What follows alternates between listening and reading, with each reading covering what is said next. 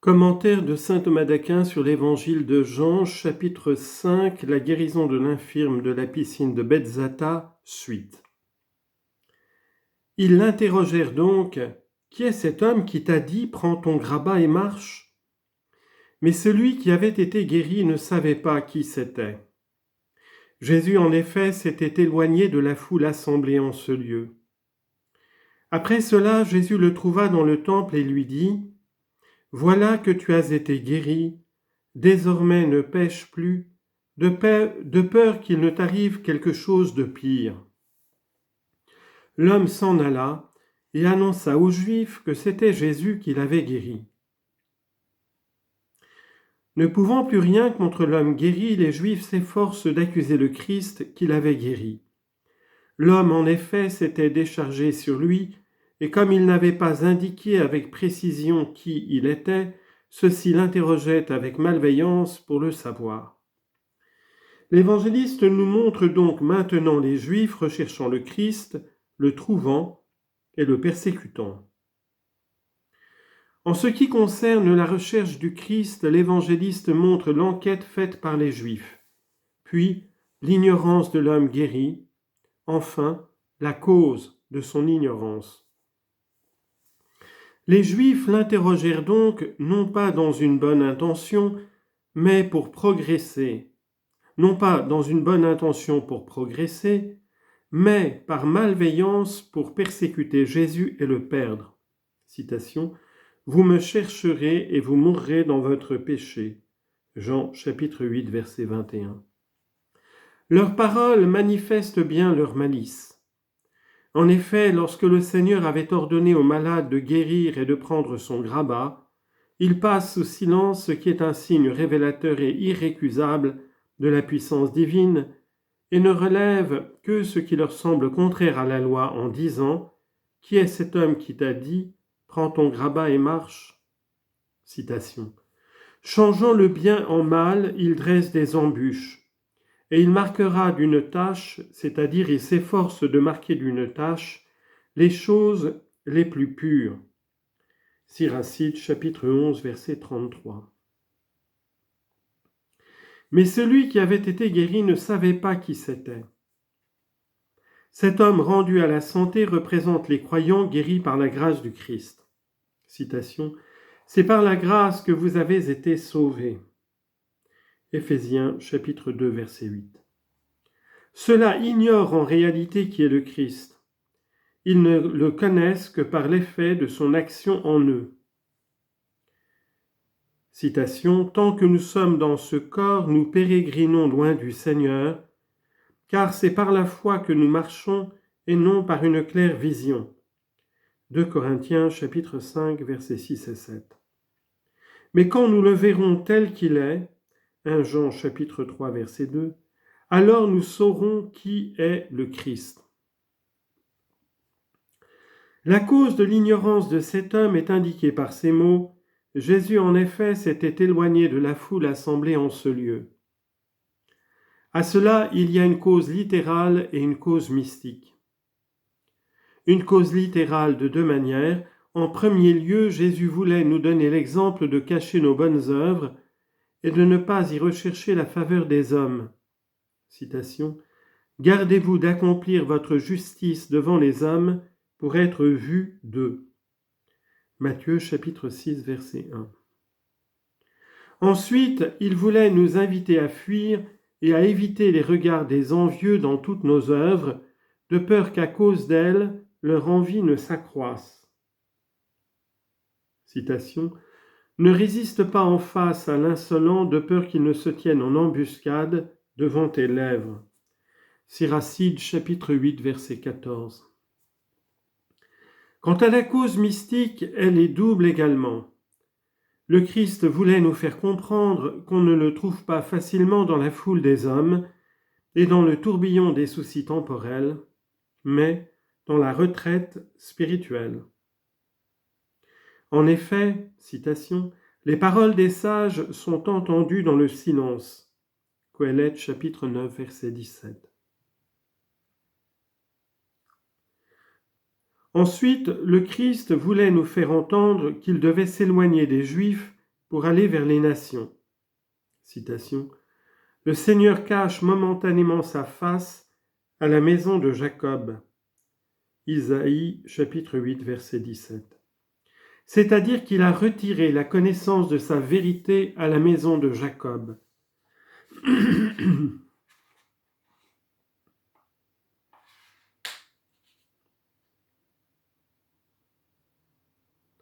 Après cela, Jésus le trouva dans le temple et lui dit : « Voilà que tu as été guéri, désormais ne pêche plus, de peur qu'il ne t'arrive quelque chose de pire. » L'homme s'en alla et annonça aux Juifs que c'était Jésus qui l'avait guéri. L'évangéliste rapporte ici comment on retrouve le Christ. Il dit d'abord qu'on le trouve, puis qu'ayant été trouvé, il enseigne, enfin qu'après cet enseignement, il est manifesté. À propos de la découverte du Christ, l'évangéliste indique la manière dont l'homme le trouve et le lieu où il le trouve. La manière est admirable. On ne trouve pas le Christ si lui-même ne nous trouve. C'est pourquoi il est dit « Après cela, c'est-à-dire après ce qui a été dit, Jésus le trouva ». L'homme, en effet, par ses propres forces, ne peut trouver le Christ si le Christ ne se présente à lui. C'est pourquoi le psalmiste disait, citation, « Seigneur, cherche ton serviteur ». Psaume 118, verset 176. Et le livre de la sagesse prévient ceux qui la désirent ardemment, afin de se montrer à eux la première. Sagesse 6, 14. Quant au lieu où on le trouve, il est vénérable, car c'est dans le temple. Citation, « Le Seigneur est dans son temple saint ». Psaume 10, verset 5. Sa mère aussi le trouva au temple, et cela parce qu'il fallait qu'il soit aux affaires de son père. Luc chapitre 2, verset 49.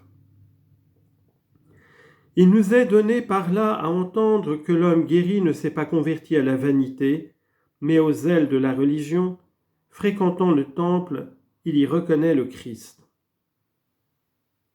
En effet, si nous voulons parvenir à la connaissance du Créateur, il nous faut fuir le tumulte des affections mauvaises, nous éloigner des assemblées des méchants et fuir dans le temple de notre cœur que Dieu daigne visiter et habiter. Comme celui qui a été trouvé dans le temple donne maintenant son enseignement, « Voilà que tu as été guéri, désormais ne pêche plus. » Il rappelle d'abord le bienfait reçu, puis donne un sage conseil, enfin il montre un danger imminent. Pour ce qui est du bienfait, il est admirable. Ce fut en effet le rétablissement immédiat de la santé. Aussi convient-il de toujours le garder dans sa mémoire. Citation, « Je me souviendrai des miséricordes du Seigneur. » Isaïe chapitre 63, verset 7. Quant au conseil « Désormais ne pêche plus », il est utile. « Mon fils, as-tu péché ? Ne recommence plus, dit l'Ecclésiastique. » Sirach chapitre 21, verset 1. Mais pourquoi le Seigneur parle-t-il des péchés à ce paralytique ainsi qu'à certains de ceux qu'il a guéris et pas aux autres ? C'est afin de montrer que pour certains, les maladies proviennent de péchés passés. Citation, « Quiconque mange le pain et boit indignement le vin, mange et boit son propre jugement, ne discernant pas le corps du Christ.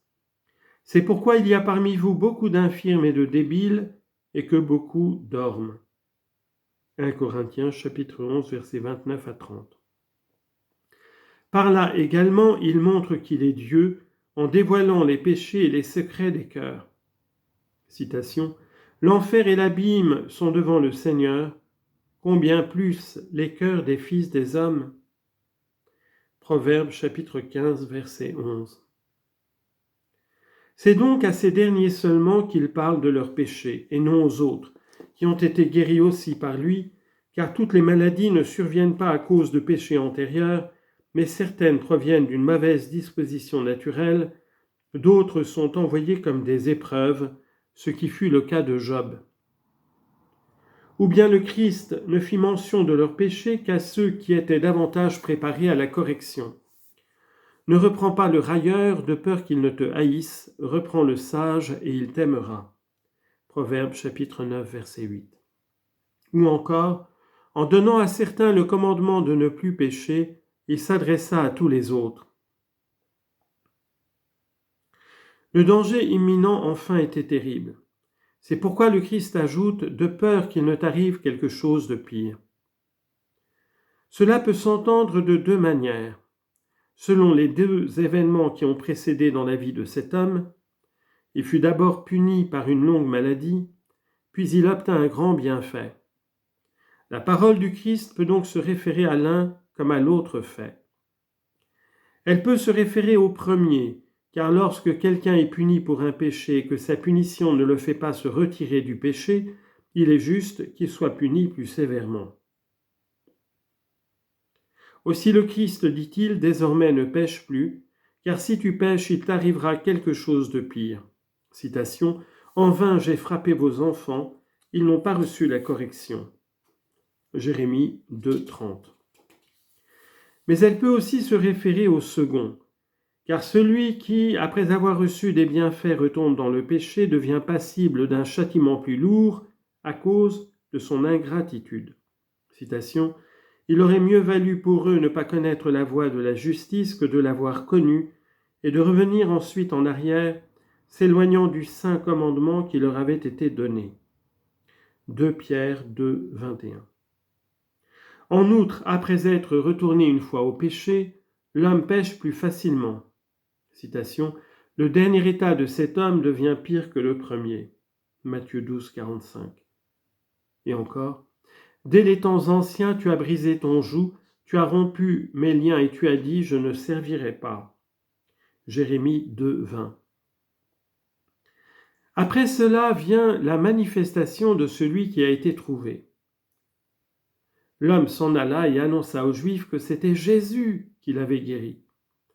Selon certains, on peut comprendre, comme le dit Chrysostome, que c'est par malveillance qu'il l'aurait manifesté. Mais il ne paraît pas probable qu'après un si grand bienfait, l'homme se soit montré si ingrat. Il avança donc aux Juifs que c'était Jésus qui l'avait guéri, afin de manifester la puissance qu'avait le Christ de guérir. Citation, « Venez écouter, vous tous qui craignez Dieu, et je raconterai quelles grandes choses il a faites pour mon âme. » Psaume 65, verset 16. C'est évident car les Juifs lui ont demandé qui lui avait ordonné de porter son grabat et lui avait annoncé que c'était Jésus qui l'avait guéri. Enfin, en disant « Voilà pourquoi les Juifs persécutaient Jésus parce qu'il faisait cela un jour de sabbat », l'évangéliste souligne que si les Juifs persécutent le Christ, c'est en raison d'une œuvre de miséricorde accomplie durant le sabbat. Citation, « Des grands m'ont persécuté sans raison. » Psaume 118, verset 161.